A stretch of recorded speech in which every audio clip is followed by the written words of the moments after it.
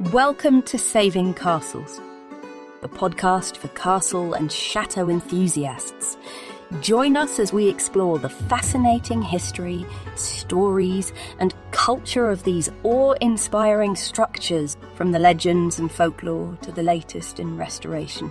We'll cover it all, so whether you're a seasoned castle aficionado or just discovering the magic of these magnificent buildings, this is the podcast for you. So grab your headphones and let's dive in. In the midst of the tumultuous 11th century, when the Holy Land was under the grip of conflict, a group of noble knights banded together to form an order that would shape the course of history, the Knights Templar. It was during the early years of the Crusades, a time when European powers sought to reclaim the sacred sites of Christianity from Muslim control, that these warriors emerged as an influential force. It was in the year 1119, during the aftermath of the First Crusade, that a French knight named Hugues de Payens gathered 8 companions, all of them sworn to protect Christian pilgrims journeying to the Holy Land. They pledged their lives to defending the roads and ensuring safe passage for those who sought to fulfill their spiritual obligation. With the backing of the Church and the endorsement of King Baldwin II of Jerusalem, the humble band of knights established their headquarters in the vicinity of the Temple Mount, the sacred site that had once housed Solomon's Temple. This location bestowed upon them their iconic name, the Knights Templar. Their initial purpose was to provide protection, but as the years passed, the Templars' influence grew far beyond their humble beginnings. They gained recognition for their martial prowess, displaying valor on the battlefield and quickly gaining a reputation as formidable warriors. Their strict code of conduct and dedication to their cause earned them admiration and respect throughout Europe. Word of their deeds spread like wildfire, attracting noble recruits who were eager to join their ranks. These new members vowed to live in poverty, chastity, and obedience, emulating the lives of monks while donning the armor and bearing the arms of knights. This unique combination of religious devotion and martial prowess set the Templars apart from other military orders of the time. As their numbers grew, so did their ambitions. The Templars became skilled financial administrators, shrewdly managing their growing assets. Pilgrims, grateful for their protection, donated land, money, and treasures to the order. These donations transformed the Knights Templar into a wealthy and influential institution, far surpassing the expectations of their original purpose. With their newfound wealth, the Templars embarked on an ambitious building program, constructing a network of fortresses across Europe and the Holy Land.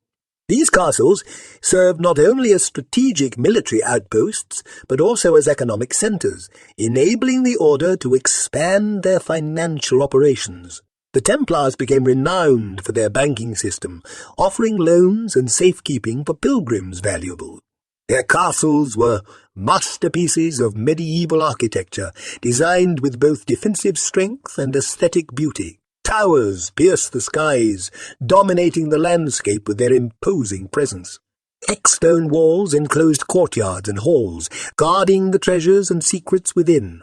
Moats and drawbridges protected these fortresses from would-be invaders, ensuring the safety of the Templars and their valuable assets. As the Templars' fortresses rose, so did their influence. They became significant players in the Crusades, aiding the Kingdom of Jerusalem in its struggles against Muslim forces. Templar castles acted as crucial strongholds, providing strategic positions for military campaigns and serving as vital supply depots. The Templars' reputation as fearless warriors and their network of fortresses made them a formidable force on the battlefield. In the heart of Europe, Templar castles dotted the landscape, from the imposing Château de Bouillon in modern-day Belgium to the majestic fortress of Torma in Portugal. These castles stood as symbols of the Templars' power and influence, while also serving as centres for economic activity, housing workshops and providing shelter for travellers. The Templars' presence extended far beyond the Holy Land, with their fortresses becoming integral to the fabric of medieval Europe. The rise of the Knights Templar and the construction of their fortresses marked a turning point in the history of medieval Europe. Through their martial prowess, financial acumen, and dedication to their cause, the Templars had become an influential force, commanding respect and admiration from kings and commoners alike. However, as their power grew, so too did the envy and resentment of those who saw their wealth and influence as a threat. Little did the Templars know that their journey, once filled with triumphs and glories, would eventually lead to their downfall and the suppression of their order. Within the vast Templar network of fortresses, there lay more than just stone walls and imposing towers. These castles were not mere defensive structures. They were the physical embodiments of the Templars' power, wealth, and strategic vision. Each fortress was carefully chosen for its strategic location, ensuring the Templars' dominance in key regions and securing their influence across medieval Europe. The Templars understood the importance of strategic positioning, and their fortresses were strategically placed along crucial trade routes and pilgrimage routes. This ensured that they had a firm grip on the economic and political activities of the regions where their castles stood. From the coastal fortress of Tortosa in the Levant to the mighty fortress of Safed in the Kingdom of Jerusalem, each Templar castle played a vital role in maintaining the order's dominance. Architecturally, the Templar fortresses were marvels of medieval engineering. The Templars incorporated both military and religious aspects into their castle designs. High, sturdy walls encircled the castles, often featuring multiple layers of defense, including inner and outer walls, towers, and battlements. Moats were dug to create an additional barrier, deterring potential attackers.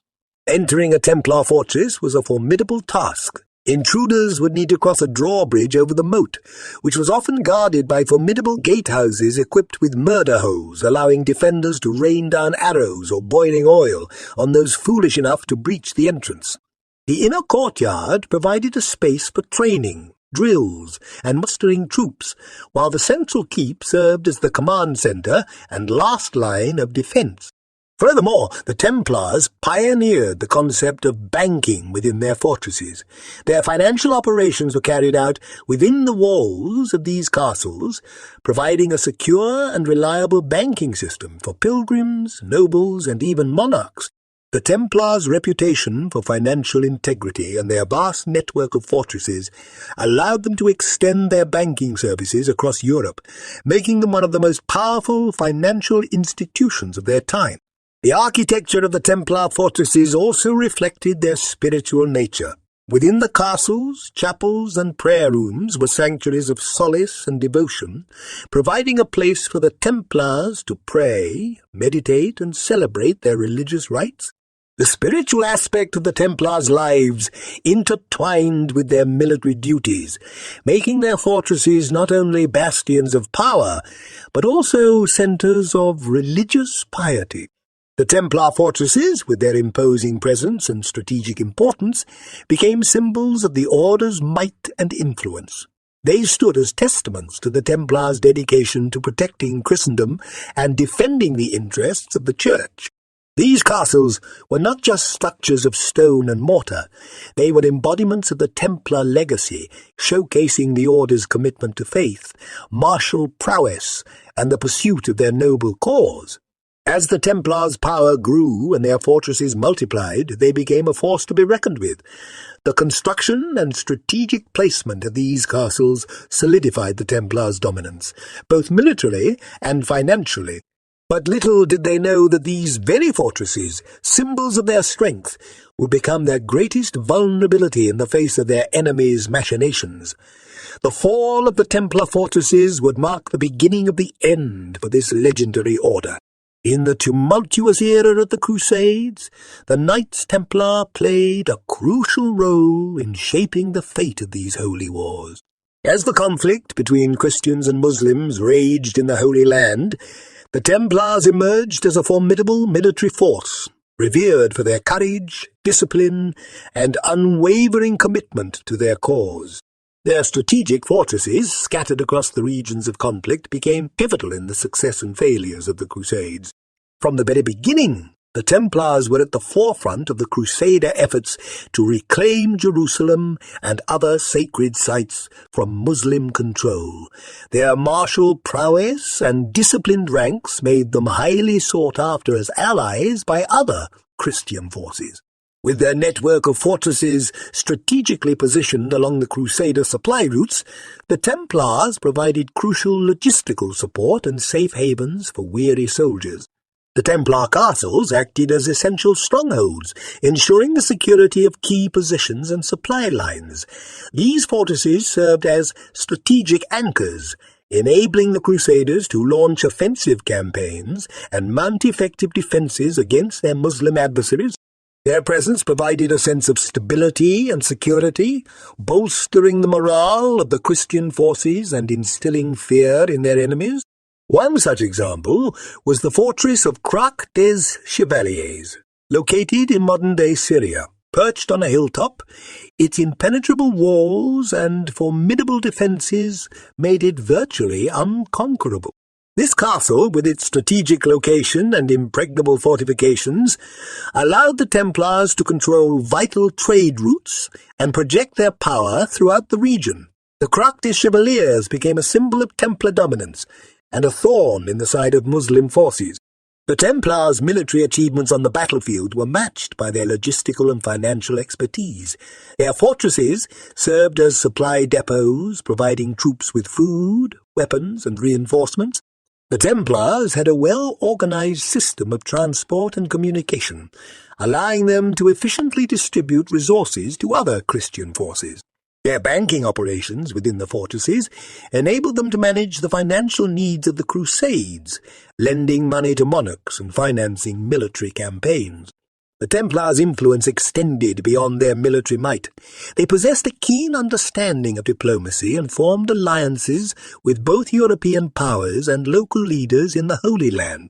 Their reputation for integrity and trustworthiness made them valued negotiators and intermediaries, playing a crucial role in diplomatic efforts between different factions within the Crusader states. However, the Templars' influence and power also garnered them enemies and rivals. As they grew in prominence, tensions arose with other military orders, most notably the Knights Hospitaller. Competition for resources, prestige, and influence led to occasional clashes between the two orders. Despite this rivalry, both orders recognized the importance of cooperation and often fought side by side in the Crusades. The image of the Templars during the Crusades was a subject of fascination and speculation. Tales of their courage and heroism spread far and wide, both inspiring and intimidating those who heard them. The Templars' distinctive white mantles, emblazoned with a red cross, combined with their military prowess, created an aura of mystique and reverence. They became the embodiment of the idealized Christian knight, the epitome of chivalry and virtue. Yet not everyone viewed the Templars in such a positive light. As their influence and wealth grew, whispers of greed and ambition began to circulate. Some accused the Templars of being more interested in amassing wealth and power than in furthering the cause of the Crusades. These rumours would later play a significant role in the order's downfall. The Templars' impact on the Crusades cannot be overstated. Their fortresses, acting as bastions of power and centres of logistical support, ensured the stability and success of Christian forces in the Holy Land. Their military might, financial expertise, and diplomatic acumen solidified their position as key players in the complex tapestry of the Crusades. The Templar story, intertwined with the fate of the Crusades, would ultimately reach a tragic and dramatic conclusion, forever leaving their mark on the annals of history. The rise of the Knights Templar not only brought them military renown, but also immense wealth and power. Their castles, strategically positioned across Europe and the Holy Land, served as not only fortresses but also as economic centres and bastions of financial prowess.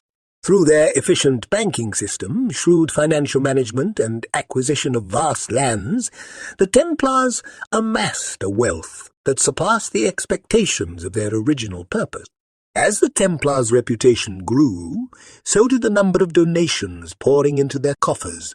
Pilgrims, grateful for the order's protection, bestowed upon them lands, treasures, and money. The Templars became adept at managing their assets, implementing an organized and efficient financial system that would rival any contemporary institution. One of the Templars' key financial innovations was the creation of a banking network. Pilgrims, nobles, and even monarchs entrusted their funds to the Templars, knowing that their wealth would be safeguarded within the Order's fortified castle. The Templars issued letters of credit, allowing individuals to deposit money in one location and withdraw it in another. This system facilitated safe and efficient financial transactions across vast distances, making the Templars pioneers in the world of medieval banking. Their reputation for integrity and financial stability attracted clients from all walks of life. The Templars' banking operations extended beyond Europe, with branches and representatives in major cities such as London, Paris, and Jerusalem. They provided secure storage for valuables, granted loans, and even acted as financial advisors to kings and nobles. The Templars' banking activities generated substantial wealth. They charged interest on loans, invested in profitable ventures, and engaged in international trade. Their vast network of castles played a pivotal role in facilitating these financial operations. Templar fortresses served as secure repositories for wealth, while their well-guarded transport routes ensured the safe passage of goods and funds. The Templars' financial success allowed them to acquire extensive lands throughout Europe and the Holy Land. They became the largest landowners of their time, owning vast estates, agricultural lands, vineyards, and even entire villages. Their wealth was not merely accumulated for its own sake, but served to further their military and religious endeavors. The income generated from their lands helped fund the Order's activities, including the maintenance of their castles, the provisioning of troops, and the support of the crusade. The Templars' wealth and financial independence also afforded them a degree of autonomy and influence that surpassed that of other military orders. They were not beholden to local lords or kings, and their vast resources allowed them to operate independently, often outside the jurisdiction of secular and ecclesiastical authorities. This financial power made them a force to be reckoned with, capable of exerting influence on the political and economic landscape of medieval Europe. However, their wealth and independence also made them the target of envy and resentment. Monarchs burdened by debts owed to the Templars began to view the Order with suspicion, seeing them as a threat to their own power and resources. The Templars' financial operations, once seen as a boon to the Christian world, now became a cause for concern for those who felt overshadowed by their influence. Additionally, the immense wealth of the Templars also drew the attention of the Church, particularly the papacy. While the Templars enjoyed a close relationship with the Church, their increasing power and wealth raised questions about their allegiance and loyalty. The Church, always vigilant in safeguarding its authority, began to view the Templars with a mix of admiration and apprehension. The Templars' accumulation of wealth, coupled with rumors of secret rituals and questionable practices, created a fertile ground for suspicion and speculation. Accusations of corruption, heresy, and idolatry began to circulate, casting a shadow over the Order's reputation. These rumors would ultimately provide the pretext for the Templars' downfall. The Templars' wealth and power, once a testament to their achievements and influence, would become their greatest vulnerability. The envy, resentment, and suspicion that their wealth engendered would lead to a dramatic turn of events that would shake the Order to its very core. The tale of the Templars, steeped in riches and influence, would reach a fateful and tragic end, leaving behind a legacy of wealth, power, and the enduring mystique of this enigmatic order. As the Knights Templar rose to prominence, their wealth and power attracted both admiration and envy from their contemporaries. One of the most significant sources of rivalry for the Templars was the Knights Hospitaller, another prominent military order during the Crusades. The Templars and Hospitallers shared a common purpose, to protect Christian pilgrims and defend the Holy Land. However, competition for resources, influence, and recognition often strained their relationship. Both orders sought to expand their territories, acquire valuable assets, and gain the favour of monarchs and church authorities. The Templars, with their vast network of castles and financial resources, were viewed by some as a threat to the Hospitallers' own ambitions. Tensions simmered beneath the surface as the two orders vied for control over strategic positions, trade routes, and the support of European powers. While there were instances of cooperation and shared military campaigns between the Templars and the Hospitallers, their relationship was marked by a delicate balance of cooperation and rivalry. The rivalry extended beyond the Templars and Hospitallers. Other military orders, such as the Teutonic Knights and the Order of Santiago, also harboured ambitions and sought to expand their own spheres of influence. The Templars' success and wealth positioned them as the primary target of envy and competition. Monarchs, burdened by debts owed to the Templars, grew resentful of the order's financial power. Kings saw the Templars as a threat to their own authority, particularly when the order's wealth allowed them to operate independently of secular control. The Templars' influence and independence made them a force that could potentially challenge the monarch's supremacy. Moreover, the Templars' close relationship with the Church, while initially beneficial, also fostered suspicion among some ecclesiastical authorities. The Order's immense wealth and financial operations, combined with rumours of questionable practices, raised questions about their allegiance and loyalty. Church officials began to view the Templars with a mix of admiration and apprehension, questioning whether the Order's spiritual devotion had been compromised by their material wealth. It was during this backdrop of rivalries and resentments that the seeds of the Templars' downfall were sown. King Philip of France, known as Philip the Fair, was among those who viewed the Templars with suspicion and envy. The king, burdened by debts and seeking to assert his authority, saw the Templars as a convenient target. Philip devised a plan to undermine the Templars, both financially and reputably. He launched a campaign of rumours and misinformation, accusing the order of heresy, idolatry, and corruption. These allegations were carefully spread throughout his kingdom, tarnishing the Templars' image and eroding public trust. In 1307, the secret orders were issued by Philip to arrest all Templars within the realm of France. On Friday, the 13th of October, Templar preceptories across the country were raided, and the knights were taken into custody. The arrests sent shockwaves throughout Europe, where the Templars' reputation had remained largely untarnished. The arrests marked the beginning of a series of trials and interrogations that aimed to extract confessions from the Templars. Many knights, subjected to torture and intimidation, provided forced confessions of heresy and other alleged crimes. The spectacle of the trials captivated the public's attention as the once revered and enigmatic Templars were paraded before the courts. News of the Templars' persecution spread rapidly and reactions varied across Europe. Some expressed disbelief and outrage, while others remained indifferent or opportunistic, seizing the opportunity to seize the Templars' assets and land. The Templars, once the embodiment of power and influence, found themselves at the mercy of their enemies.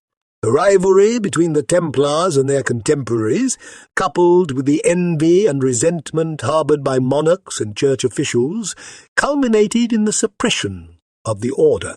As the Templars faced persecution and imprisonment, a web of rumours and accusations was spun around them. These rumours, often fuelled by political motivations and the desire to dismantle the order, painted a dark and sinister picture of the once revered Knights Templar. Some claimed that the Templars engaged in secret rituals, worshipping an idol known as Baphomet. Others accused them of desecrating the cross and indulging in illicit acts. These rumours spread like wildfire, casting a shadow of doubt over the order's reputation. But what were the origins of these rumours? Many historians believe that these allegations were part of a deliberate campaign orchestrated by King Philip of France and his allies.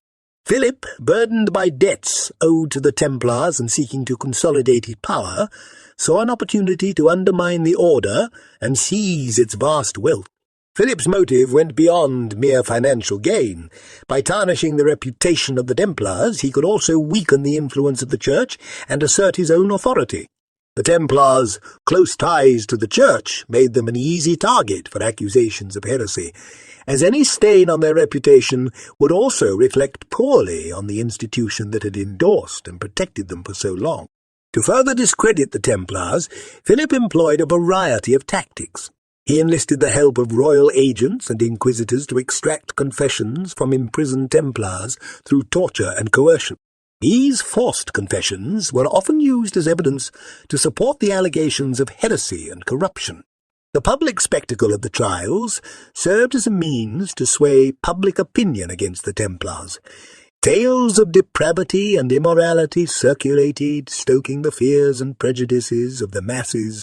The once noble and revered knights became objects of scorn and suspicion. It is crucial to approach these accusations with caution and skepticism. The confessions obtained under duress must be viewed through the lens of the intense pressure and fear faced by the Templars. Many of these confessions were later recanted as the knights retracted their statements. However, the damage had already been done. The rumours and accusations had far-reaching consequences. Pope Clement V, under pressure from Philip and fearful of his own position, initiated an investigation into the order. The Pope sought to discern the truth behind the allegations and the extent of the Templars' alleged transgressions. The investigation culminated in the papal bull Pastoralis Praeminentia in 1312, which disbanded the Knights Templar. Pope Clement, perhaps influenced by political pressures, declared the order dissolved and ordered the seizure of their assets. The suppression of the Templars had a profound impact on the order's members and their legacy. Many Templars faced imprisonment, persecution, and even execution. Those who managed to escape captivity went into hiding or integrated into other military orders, such as the Hospitallers or the Teutonic Knights. The once proud order that had been a beacon of Christian chivalry and military might was shattered. However, the Templars' legacy endured, shrouded in mystery and intrigue. The accusations of heresy and corruption cast a veil of ambiguity over their true nature and practices.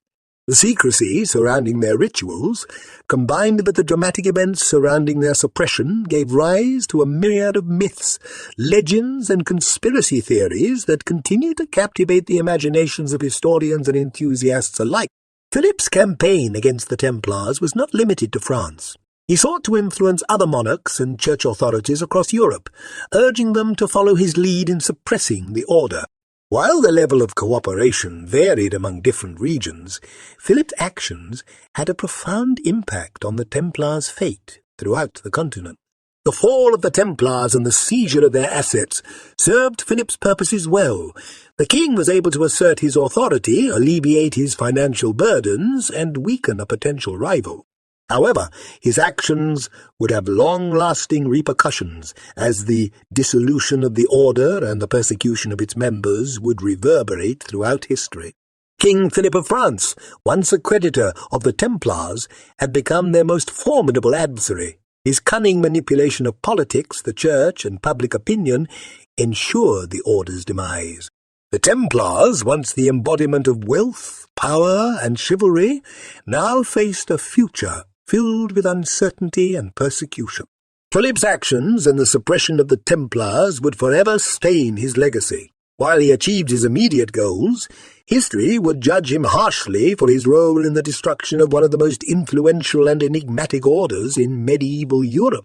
Friday, the 13th of October, 1307, was a day that would forever be etched in the annals of history. It marked the beginning of a dark and dramatic chapter in the story of the Knights Templar.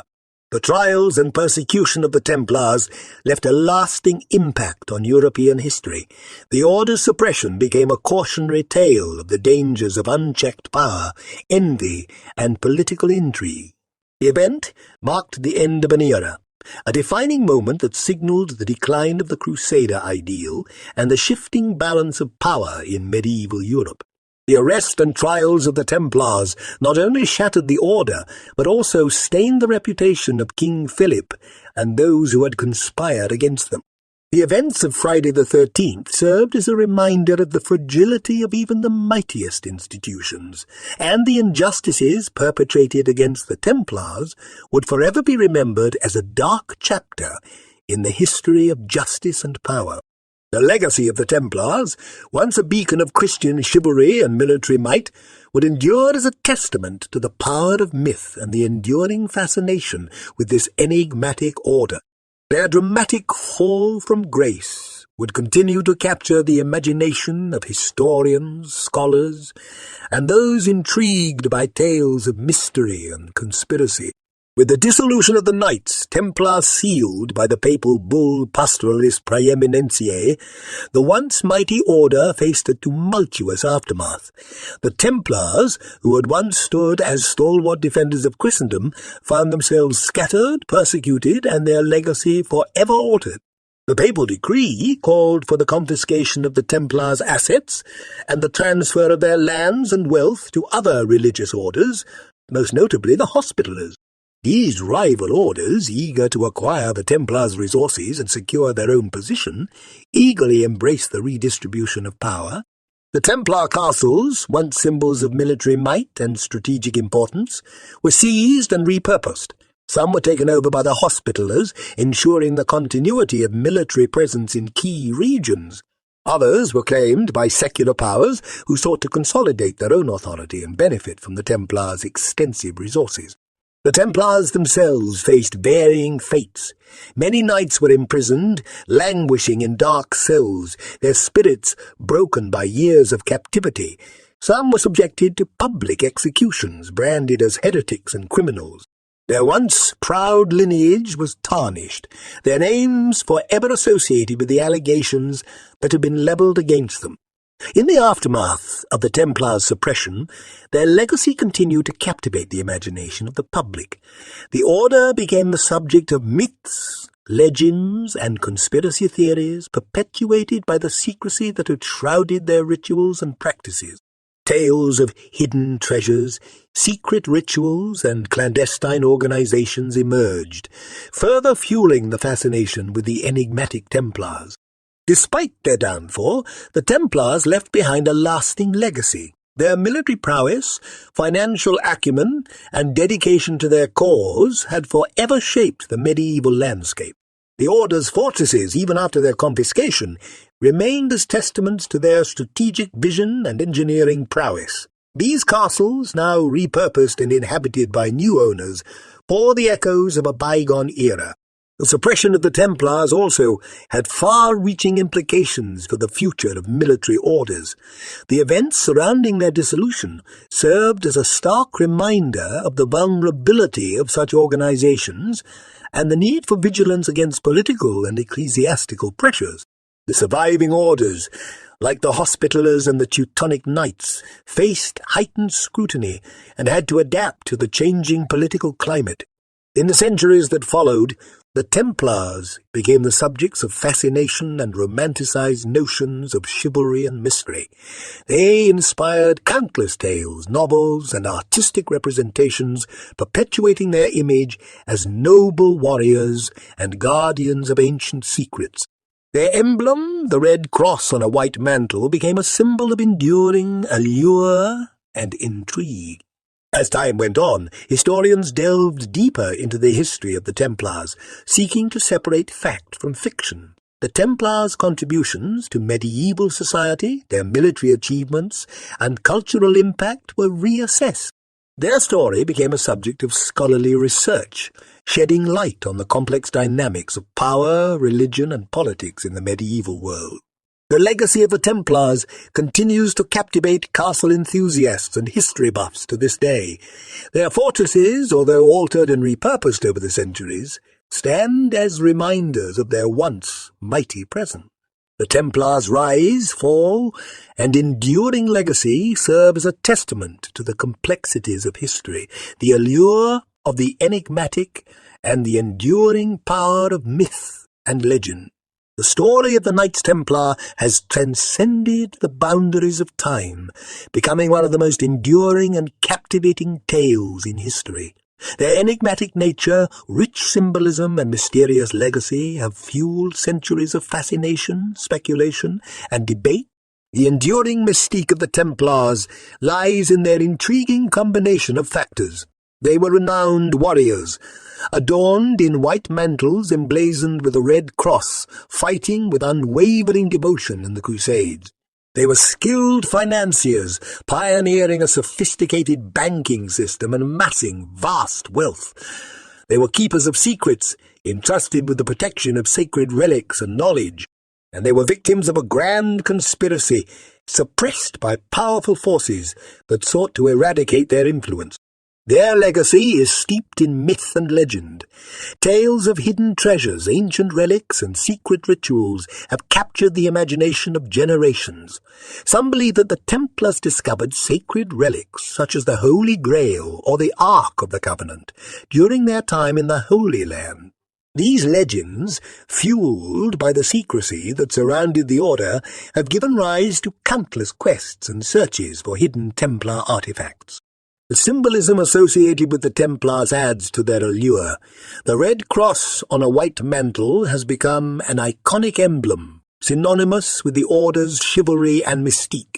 This symbol has been adopted by various organizations and continues to be associated with notions of honor, nobility, and secret knowledge. The Templars' architectural legacy is also a source of fascination. Their formidable castles, such as the famous Crac des Chevaliers or the Temple Church in London, stand as testament to their engineering prowess and strategic vision. These structures, fortified with thick walls, moats, and imposing towers, evoke a sense of grandeur and power.